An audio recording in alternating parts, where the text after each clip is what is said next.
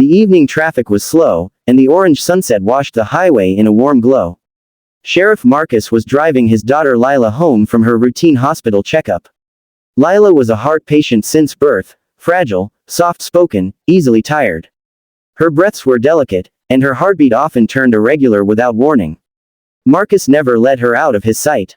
But today, danger came from a place he never expected. As Marcus turned around a wide curve, a white SUV behind him suddenly blasted its horn non-stop. The SUV was so close it felt like it would crash into them if he braked even slightly. Behind the wheel was HOA Karen, the neighborhood's notorious troublemaker, always yelling, always complaining, always believing the world must bow to her rules. Moments later, both cars stopped at a red light. Karen kicked open her door, slammed it hard, and stormed toward Marcus's window like she was marching into battle. Marcus glanced back at Lila. "Sweetheart, don't be scared. Stay seated." Lila nodded weakly, her face pale. Karen reached the window and began shouting at the top of her lungs. "You people don't know how to drive. Your kid waved at me like I did something wrong. You cut me off. Are you blind or just stupid?"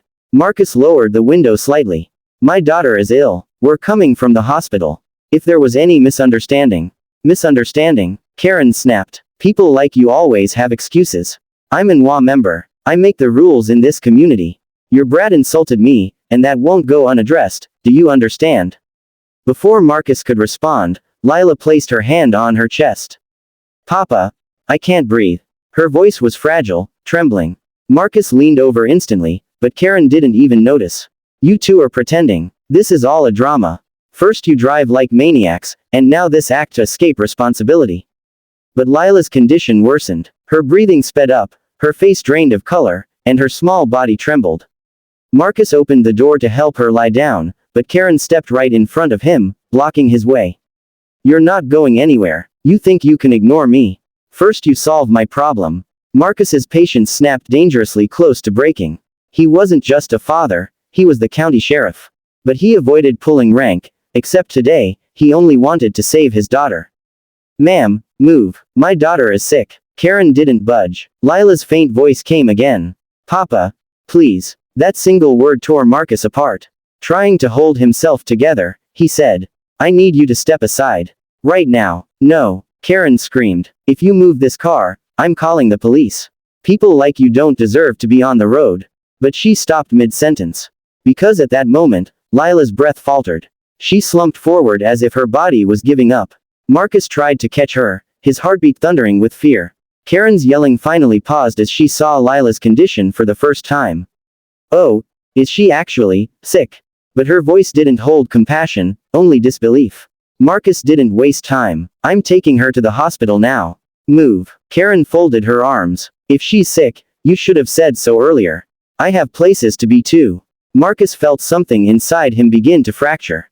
He shut the car door, calming himself just enough to focus on Lila.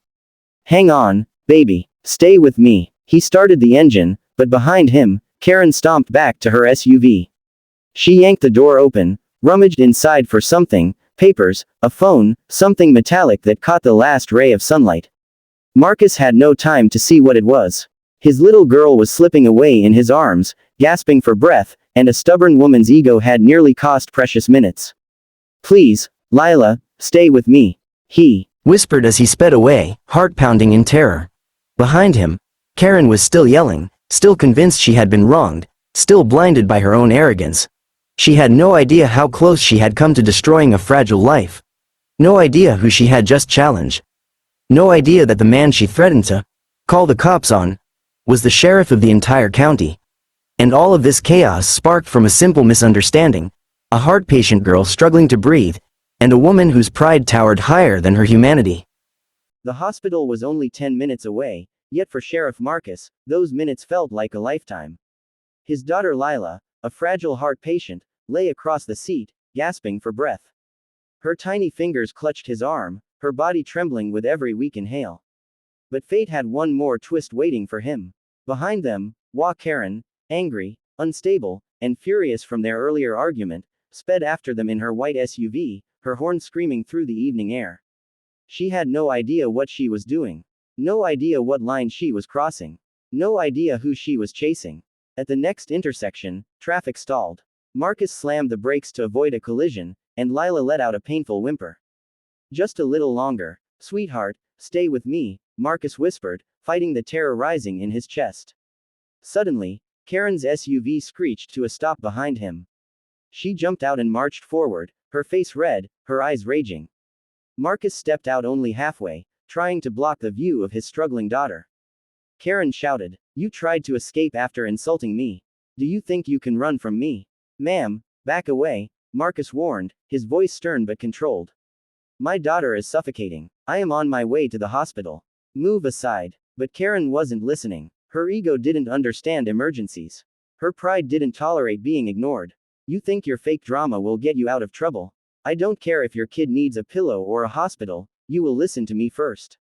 Marcus clenched his jaw. He didn't want to reveal his badge. He didn't want to escalate anything. Until Karen made the mistake that changed everything. In her fury, she reached into her bag and pulled out a concealed handgun, a weapon she carried illegally, waving it recklessly with no understanding of its danger. The people in nearby cars froze. A woman screamed. The evening air thickened with panic. Karen pointed the gun at Marcus with trembling, reckless hands. "You leave this place, and I swear all." But the moment she lifted the gun, her finger, shaking from adrenaline, accidentally hit the trigger. Bang! The sound tore through the air. Marcus felt the world stop. He didn't feel pain, because the bullet hadn't hit him. It hit Lila. A small, cracking sound came from inside the car. A gasp. A whimper. Marcus's heart dropped into darkness. He ran to the passenger side and saw Lila slumped over, her dress turning red. Her breathing, already weak, now shattered completely. For a moment, Marcus forgot he was sheriff. He was only a father watching his world fall apart. He placed his shaking hands on her cheeks. "Lila, baby, look at me. Stay with me. Please stay with me." Her eyes fluttered, unfocused. "Papa, it hurts." Tears streamed down his face, tears he hadn't shed in years, not even on the job. Behind him, Karen stood frozen, the gun still in her hand, shock spreading across her face. I didn't mean to." Marcus slowly rose to his feet. And that was the moment Karen realized her true nightmare. Because Marcus wasn't just a father. He was the county sheriff. His voice shifted, calm, controlled, deadly serious. "Drop the weapon." Karen panicked, shaking her head. Wait, I didn't know. I didn't know who you were. It was an accident. Drop it." His voice thundered, echoing across the intersection. Karen dropped the gun, sobbing uncontrollably. "Please, I didn't know she was sick." Marcus pressed a button on the radio clipped inside his vehicle. "This is Sheriff Marcus requesting immediate medical support and armed backup at Riverside intersection. Child injured by gunshot. Suspect armed. Situation critical." Sirens roared in the distance within seconds, units rushing at the fastest speed the county had ever moved. Karen fell to her knees as officers surrounded her, her face pale with horror. "I didn't know she was sick. I didn't know you were the sheriff," she cried. Marcus turned toward her slowly, with an expression colder than stone. "You didn't need to know who I was," he said quietly. "You only needed to be a decent human being." Karen broke down completely as officers cuffed her. Paramedics rushed in, lifting Lila carefully, placing pressure on her wound, trying desperately to stabilize her weak heart. Marcus stayed beside her, holding her hand the whole time, whispering her name like a prayer. Traffic had stopped. Every witness stood silent, watching a father's pain, a child's struggle, and a woman's arrogance destroying lives in a single moment. As the ambulance doors closed, Marcus looked back one last time at Karen being placed into a patrol car. She had no idea her pride could cost someone their life. No idea her anger would turn her into a criminal. No idea her mistake would haunt her forever. The ambulance sped toward the hospital. Marcus held Lila's hand tightly, whispering, "Stay with me, Daddy's right here, don't leave me." The world outside blurred. Inside the ambulance, a father fought time, fate, and death to keep his little girl alive, while the woman who caused it all finally realized the weight of her actions. And she would soon learn that the man she shot a child in front of was the one who wrote the laws she had broken.